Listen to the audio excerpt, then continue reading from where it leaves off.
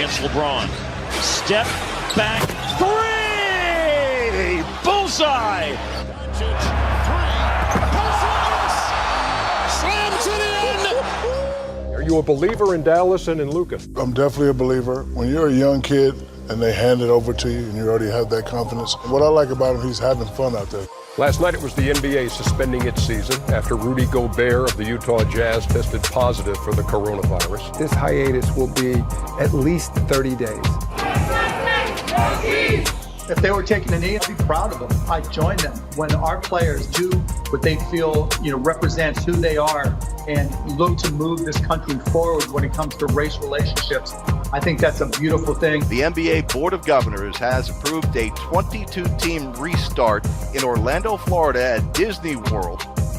Welcome to the Hang Time Podcast. I'm your host, Sekou Smith here in Atlanta. We are diving in on each and every team, all 22 of them, as the NBA season restarts in Orlando, July 30th. Today, we're talking Dallas Mavericks with none other than the legend himself, Dwayne Price of Mavericks.com. D. Price, thanks for joining us. This is a particularly interesting year to me for the Mavs in that they had such good momentum, such a good vibe going for them early on. The shutdown happens, and now they got to find that all over again in Orlando. Where are they at as a group in terms of just that cohesion and chemistry that we saw early on? A lot of people don't know this, but the Mavericks, of the 22 teams that are going to Orlando, the Mavericks have played more games than anybody. 67 games. They're 40-27. They're only a game and a half behind Oklahoma City and Houston, who are in the 5th and 6th spots, and only 2.5 behind Utah. So with 8 games left, they very well think they got a shot to get up to the 4th seed. And I'm not going to count them out because Luka Doncic was playing some of the best ball of anybody in the NBA before the season was postponed. And also Porzingis, I mean, I still don't know how the New York Knicks let this guy go. This guy is off the charts good. I mean, when you get a franchise player like that at that young age, you got to keep him for 15 years if you can. So the Mavericks have 2 of those type guys. So I wouldn't count them out of at least having a good chance of advancing to the Western Conference Finals. I mean, this is a Mavericks team, obviously, under Rick Carlisle, the best offensive rating in the league at 116.7, and they're averaging the 3rd most points in the league. So it's not about them not being able to put up points and play well on that end of the floor. How difficult do you think it is for them to find that right mark offensively and then crank up the defense to the level where it's going to be playoff ready in Orlando? Well, the good thing about the layoff with the pandemic is they had a chance. I know the players were all scattered out about, but now they got a chance to get back together, get some cohesion, and they know what they got to do. They got to play better defense because they can score 100 points just falling out of bed every day because this team, I mean, with Doncic, Porzingis, Hardaway, Curry, a whole lot of guys that can score 30 points per game. So it's not about the offense with the Mavericks. It's always been about the defense. But I think they can do it. I really do think they got a chance to amp up their defense a little bit during these next 8 games and going into the playoffs. Luka's got a lot on his shoulders, D. A young guy who's played at such a high level, obviously, before he got to the NBA. Now in the MVP conversation, just 2 years in to his NBA tenure, leading the league in triple-doubles. He's certainly checked all the requisite boxes for superstardom in this league. Does he have what he takes and what he needs to make that splash this year?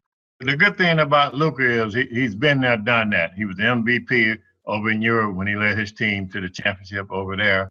And then he came straight to the NBA, and he just dominated right away and was a runaway winner for Rookie of the Year last year. So he knows what to do. I mean, I'm not worried about Luka Doncic. I'm worried about some of those, the 7th guy on the team, the 8th guy on the team, some of those guys who hadn't been to the NBA playoffs before. Because, as you know, in Europe, it's the 2nd best league in the world. And he was the MVP in the 2nd best league in the world 2 years ago. So I think he has all the leadership capability to help this Mavericks team at least get to the Western Conference Finals this season. They got a tough grind in terms of the seeding games in Orlando.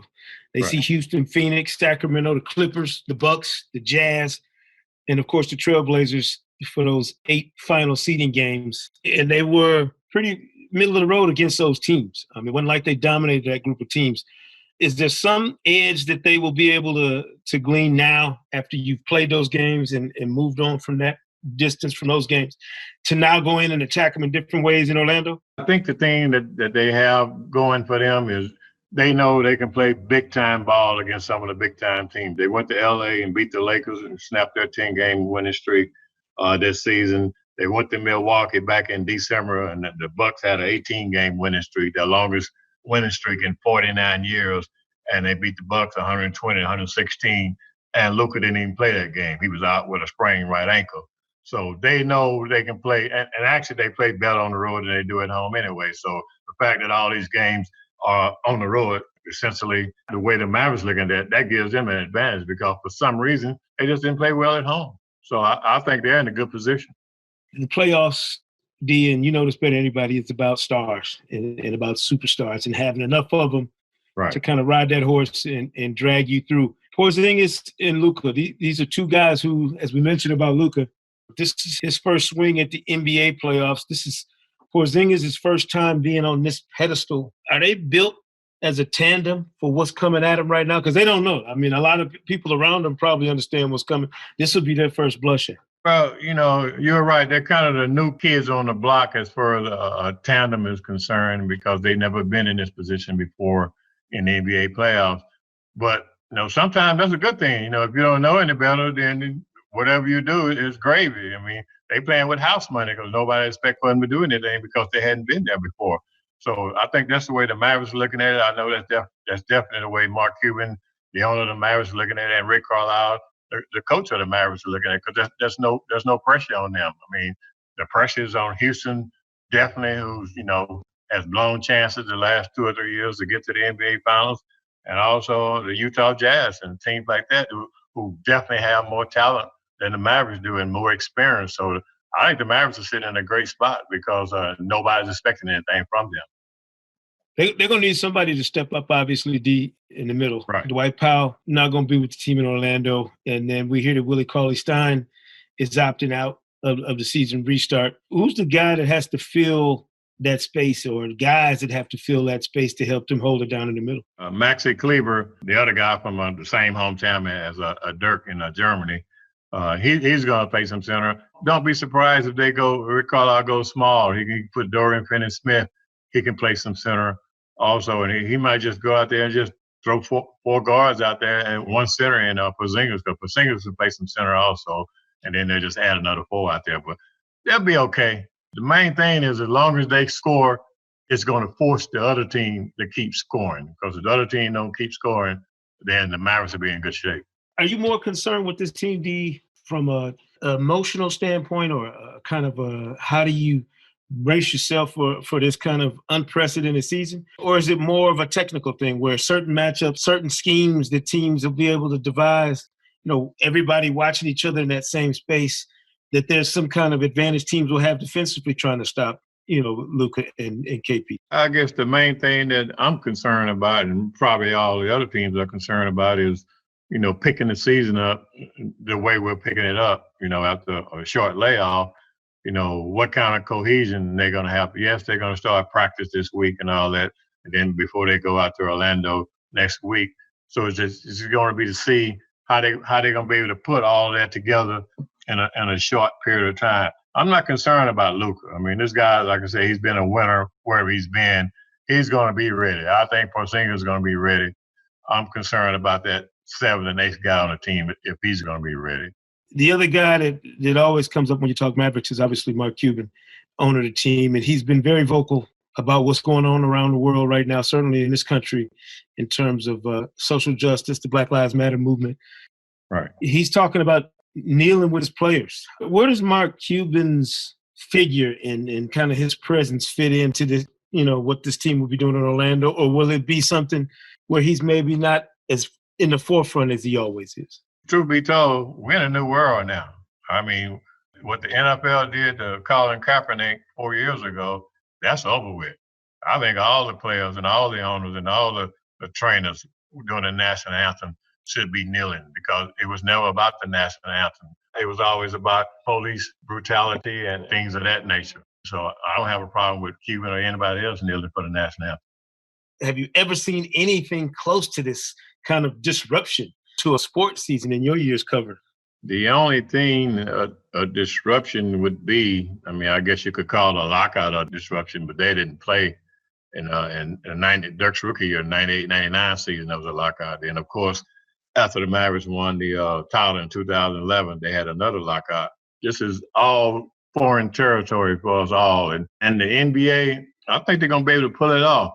And the one thing that I know there's some concerns about players, testing positive for the COVID-19, but I don't think they're going to shut it down, because you and I both know they shut it down on March 11 when one player tested positive. Now they already got 16 going into it, that has tested positive. But I think it may be the safest place in the United States and perhaps even the world to be in that bubble in Orlando. Well, we know it's the happiest place on earth, D. Say about Orlando, and when we come back, we're gonna play a little lightning round action for the Mavericks in Orlando.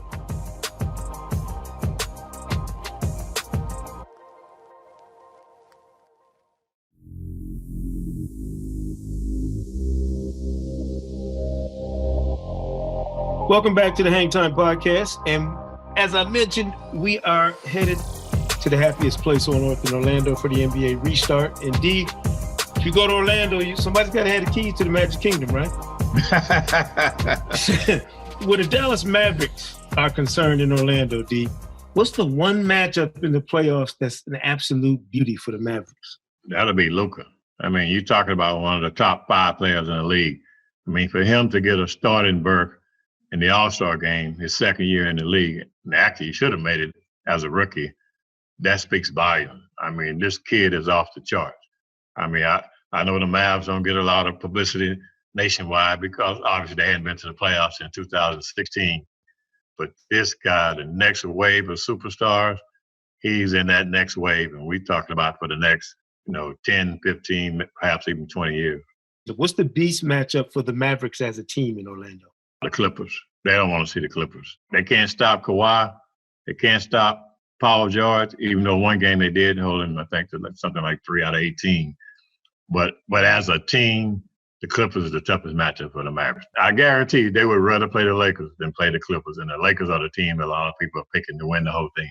What do they need to leave at home? What has to stay out of the luggage headed to Orlando if they're going to be successful? They got to leave the turnovers at home. They can't turn the ball over because obviously, that's one less time they got the ball, and one more time the opponent has the ball. So if they can keep their turnovers down to somewhere between 11 and 14, I think they'll be okay. All right. The genie has granted 3 wishes, D. If you could have 3 wishes for the Mavericks for the remainder of this season in the playoffs in Orlando, what would they be? One of them would be find a way to get to the 4th seed. Not that that's going to get them home court advantage anymore because they're playing every game on the road. But if they can catch Utah for that 4th spot, I think they got a good chance of getting to the Western Conference Final. Number 2 would be shoot anywhere between 50 and 55% from the field every game and 40% from three-point range and make free throws. And number 3, not necessarily winning the rebounding battle, but at least maintaining and, not losing it by no more than 2 or 3 rebounds. Who's most likely to sneak candy into a movie screening in the playoffs? Luka. Without a doubt.